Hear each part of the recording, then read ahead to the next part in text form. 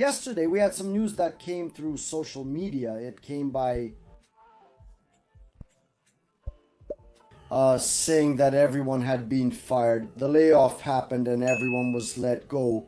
We're talking here about 5 employees who were still working full-time on the journalism team at Jovem Nerd, the Nerd Bunker, which once had a fixed office in Sao Paulo but had already been remote for a long time.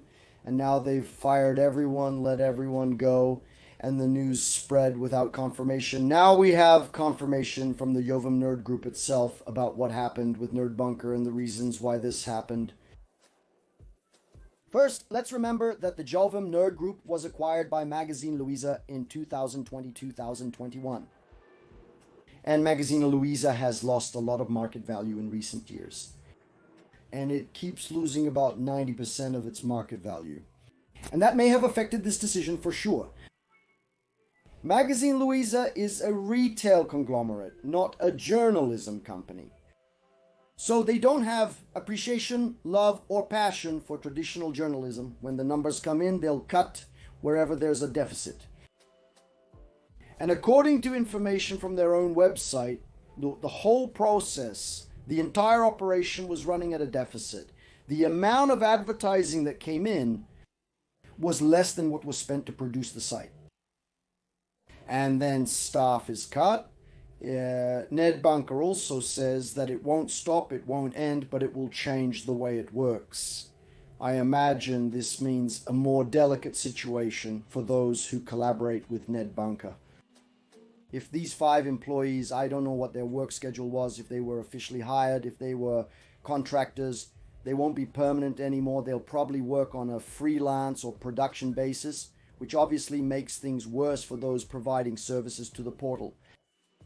I hope it's not much worse, because this drives away good professionals. They'll have to hire students, interns, because that's really not the professional quality you expect from a portal of this size. There are 600,000 followers on Instagram, people who trust, people who believe in quality information standards. And that will change its system now. We don't know what it is, it's not going offline, but it was a technical decision. It was a market decision. What's happening? What's happening? It's not something specific to Jovem Nerd, to Magazine Luiza. It's not something that's only happening with Nerd Bunker. Pop culture journalism, cultural journalism, entertainment journalism has been in a crisis that hasn't just started recently.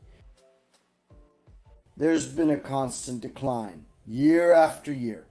Cultural journalism has been increasingly crushed by much more spontaneous content production. So, game journalism is losing ground to the gamer who creates content. So, when the source starts creating content and has its own media to share that content, it no longer needs a portal. The portal becomes an obstacle. It becomes another step before the information reaches the public.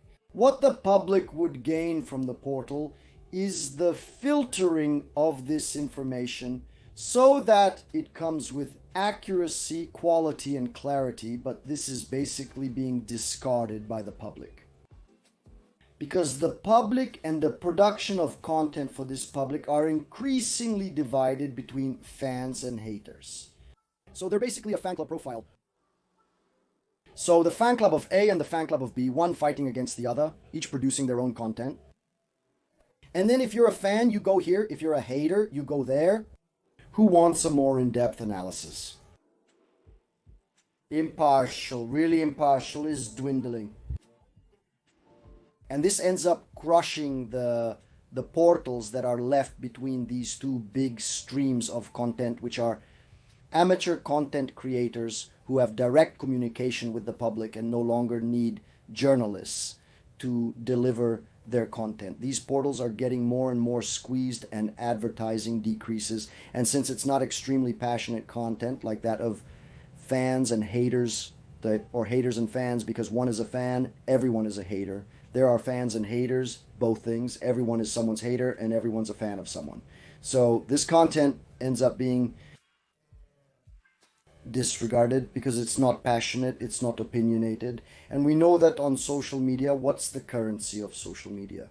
It's engagement, it's the click, And what generates clicks is the most hysterical thing possible.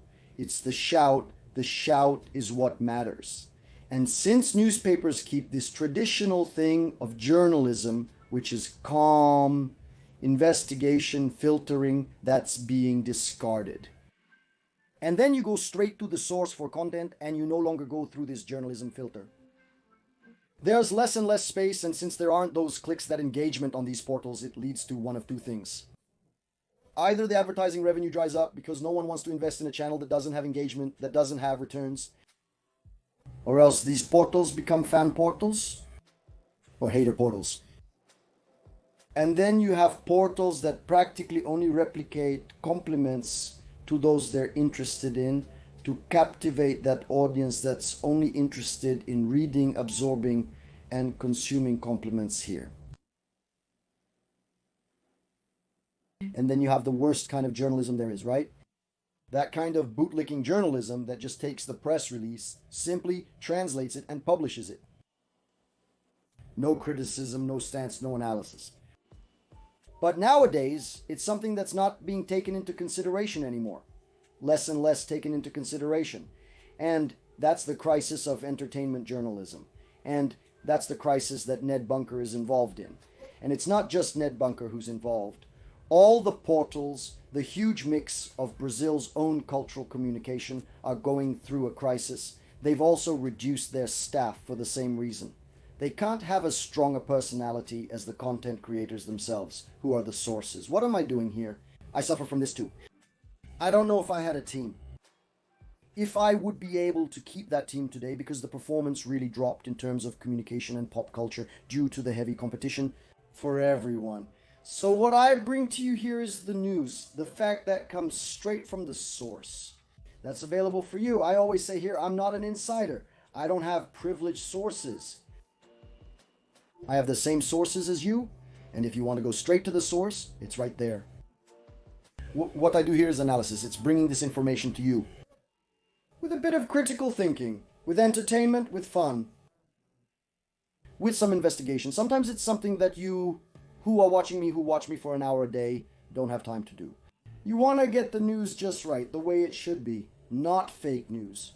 Not something created just to get clicks, to generate engagement, and then you'll follow me because you trust that I'll give you the right analysis. That's what I try to deliver here. That's what I want to be my differential. Because if I try to compete with Daniel Rickman, I'm screwed. If I just repeat what Daniel Rickman said, you'll go to Daniel Rickman. And there are a lot of websites doing that.